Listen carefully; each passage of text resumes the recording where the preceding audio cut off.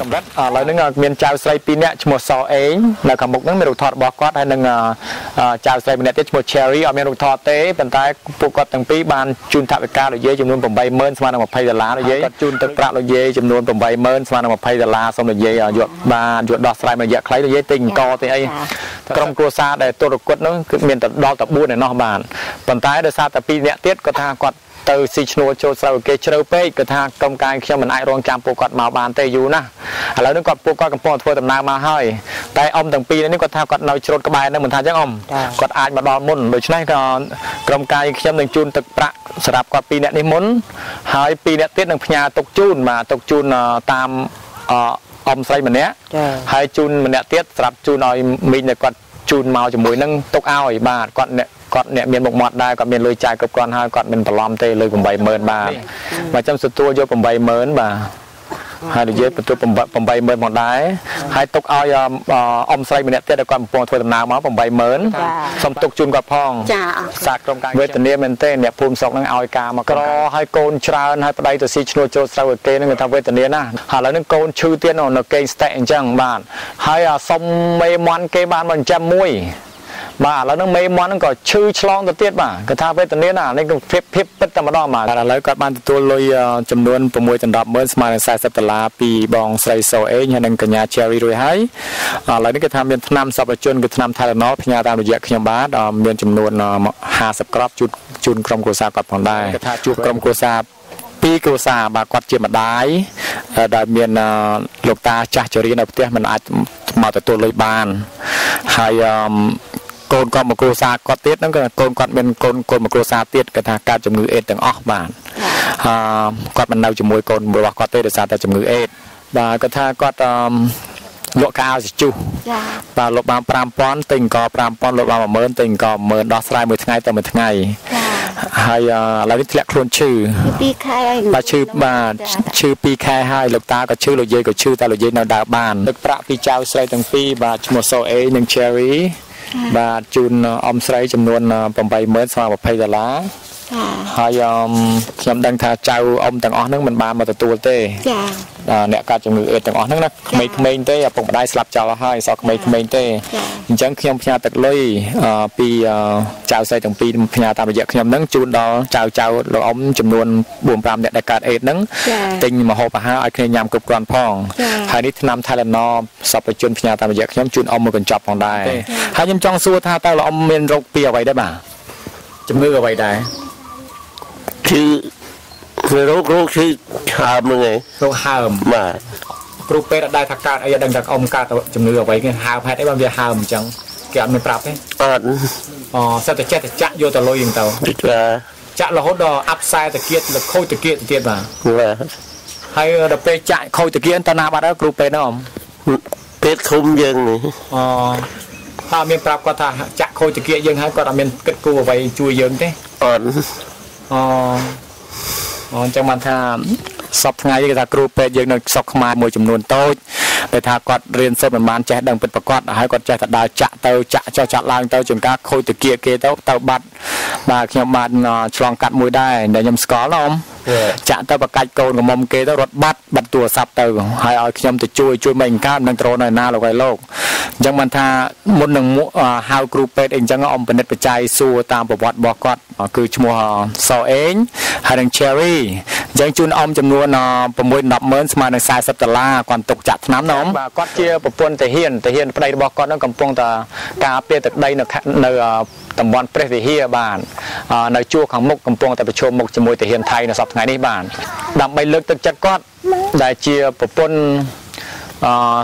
តាហ៊ានការពារទឹកដីរបស់យើង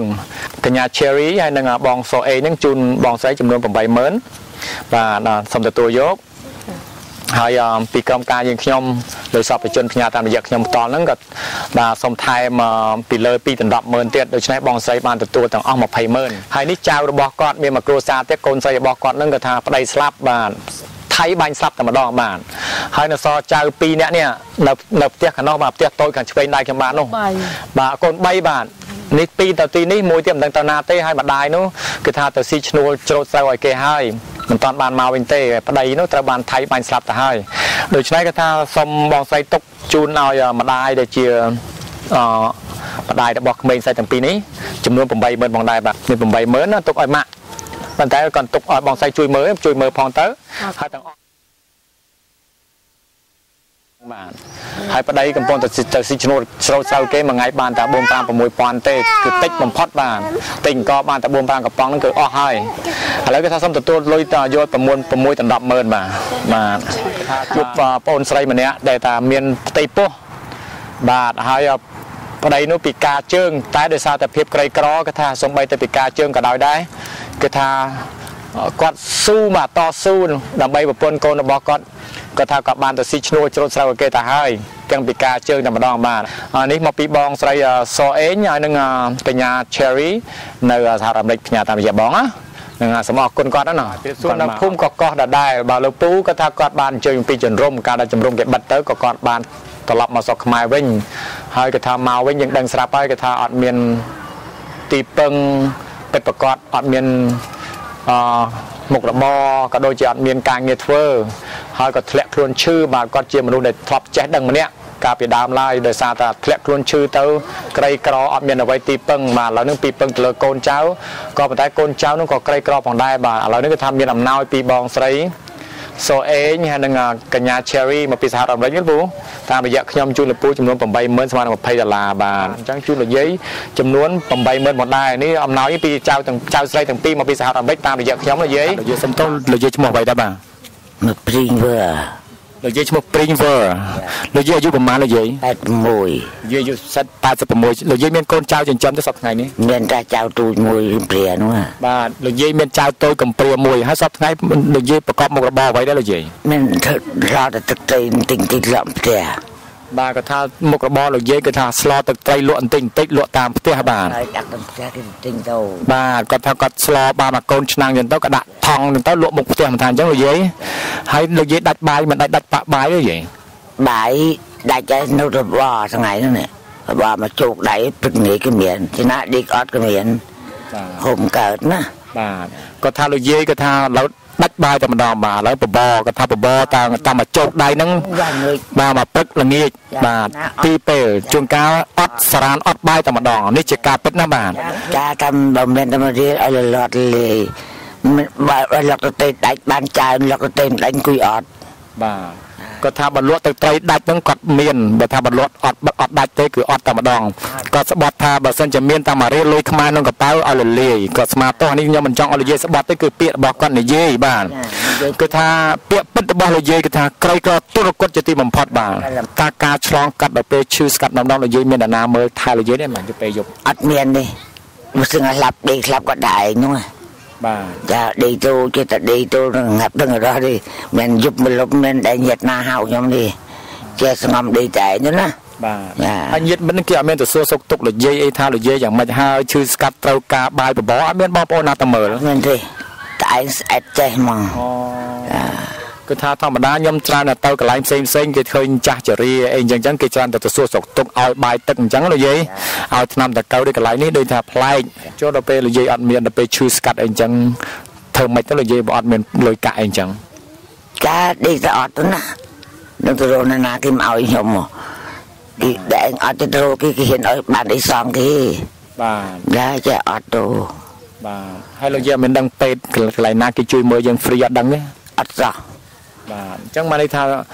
លំបាកណាគាត់ថាសម្រាប់ជនក្រីក្រដែលនៅបាទនៅវាលស្រែនៅតាមព្រៃភ្នំដាច់ស្រយាលក៏ដូចជាភូមិឆ្ងាយគឺថាកំសត់វេទនាមែនទែនបាទថាអត់ដឹងតរឯណាមិនដឹងពឹងពាក់បងប្អូនណាយើងតរគេក៏គេមិនអោយខ្ចីគេមិនអោយគេដឹងតែយើងក្របាទទៅពេទ្យក៏មិនដឹងទៅទីណាបាទទៅពេទ្យនឹងកន្លែងខ្លះទៅអត់លុយគេមិនមើលទៀតបាទម៉ូតូដឹងយើងអត់លុយគេមិនដប់ទៀតឡានក៏ដូចតែគ្នាបាទអញ្ចឹងថាលំបាកវេទនាមែនទែនគឺចំនួនទឹកប្រាក់$50ព្រមទាំងថ្នាំ3កញ្ចប់បាទសូមជូនថ្នាំចៅស្រីម្នាក់ឈ្មោះសអេងចៅស្រីម្នាក់ទៀតឈ្មោះ Cherry បាទហើយនេះអំណោយសពជនតាមរយៈខ្ញុំថ្នាំពេទ្យ3កញ្ចប់និយាយទទួលយកបាទហូបដល់ចឹងបាទខ្ញុំទៅចោះបាទអំសែងចេញទៅចោះបាទសុំតោះមកយើងអញ្ជើញចោះបាទ បាទដោយសារតែគាត់មានរោគលបែងបាទឥឡូវនេះនៅព្យាបាលមន្ទីរពេទ្យបាទដូច្នេះជូនគាត់ចំនួន2 ដល់ 10,000 ដែលស្មើនឹង$30ថាអឹមស្រូវគេថាខ្យល់បាទខ្យល់កងងាប់មួយចំហៀងខ្លួនបាទដូច្នេះជូនគាត់ចំនួន10,000ផងដែរស្មើនឹង$25បាទសូមទទួលយកថ្នាំគ្រុនដូចខ្ញុំជម្រាបអញ្ចឹងណាបាទជូនបងស្រីចំនួន20,000ផងដែរម្ចាស់ផ្ទះដែលបានឲ្យថតហ្នឹងក្រីក្រដែរតែនៅមានបាយញ៉ាំមិនសូវអីទេហើយបងអូនស្រីដូចគ្នាដែរជូន20,000ដូចគ្នាណាហើយថ្នាំមកកញ្ចក់នេះថាវិការក៏ស្ដួយស្ដាងទៅហើយអ៊ំនឹងចាំអ៊ំមកក្រោយគេជូន40,000នឹងថ្នាំមកកញ្ចក់ផងដែរណាអ៊ំបាទជម្រាបសួរដល់បងស្រីសអេងហើយនឹងកញ្ញា Cherry ផងដែរថាឥឡូវក្រុមនេះដល់ភូមិស្រុកនេះគេថាអ្នកក្រច្រើនមែនទែនហើយគេថាឃើញដល់$1,100ទប់អត់ឈ្នះទេដូច្នេះក្រុមការខ្ញុំនឹងទប់ថែម500ទៅលើទៀតបាទនៅបន្តទៅទៀតមិនតាន់ចប់ទេបាទទៅមិនដល់ពាក់កណ្ដាលផ្លូវទេបាទអញ្ចឹងជូនលោកអ៊ំចំនួនដូចគ្នាដូចអ្នកមុនដែរបាទហើយនឹងថ្នាំមួយកញ្ចប់បាទហើយចាំចប់មកហើយអ៊ំនឹងអត់មានដីធ្លីនៅបាទអ៊ំអត់មានដីធ្លីនៅហើយឈឺជង្គង់ទៀតដើរអត់ចង់រួយទេគាត់ឈួរបានហើយកំព្រាអត់មានផ្ទះទេនៅលើដីគេចែកផ្ទះគេនៅបាទសូមអរអញ្ជើញទៅចុះបាទសូមអរគុណបាទហើយកាលណាឪពុកនឹងមានបាទគេថាឪពុកមានគ្រោះក្នុងកម្រងនោមឥឡូវនឹងអត់មានលុយកាក់អីទៅព្យាបាលនៅមន្ទីរពេទ្យទេហើយម្ដាយនោះក៏ស៊ីឈ្នួលចូលស្រូវគេមិនបានប្រមាណទេបាទហើយកូនតូច2នាក់នៅផ្ទះអញ្ចឹងបាទធ្វើអីអាការទេបាទអញ្ចឹងក៏ជូនលុយផងដែរនឹងថ្នាំពេទ្យមួយកញ្ចប់បាទសូមអរគុណបាទបានជួបលោកយាយទូលគុតម្នាក់ទៀតហើយគឺថាកូនគាត់មាន4នាក់តែធ្វើទៅហ៊ានទាំង4នាក់សប្តាហ៍ថ្ងៃនេះកំពុងតែប្រជុំមុខជាមួយថៃនៅឯព្រះវិហារបាទការពារទឹកដីខ្មែរយើងអញ្ចឹងជូនអ៊ំចំនួន$45ព្រមទាំងថ្នាំថៃឡូណត4កញ្ចប់ផងដែរតើនេះគឺជាបោះសពជនដែលទាំងសម្រស់ទាំងអស់ដែលបានផ្ញើតាមរយៈខ្ញុំបាទសូមអ៊ំទទួលយកបាទទូលគុតជូន$20ផងដែរបាទហើយយ៉ាងមីងអស់ភារកិច្ចហើយពេលនេះខ្ញុំនឹងធ្វើដំណើរបន្តរកក្រុមការខ្ញុំរកបន្តទៅទៀតដោយខ្លួនឯងដោយសារតែផ្លូវឆ្ងាយមីង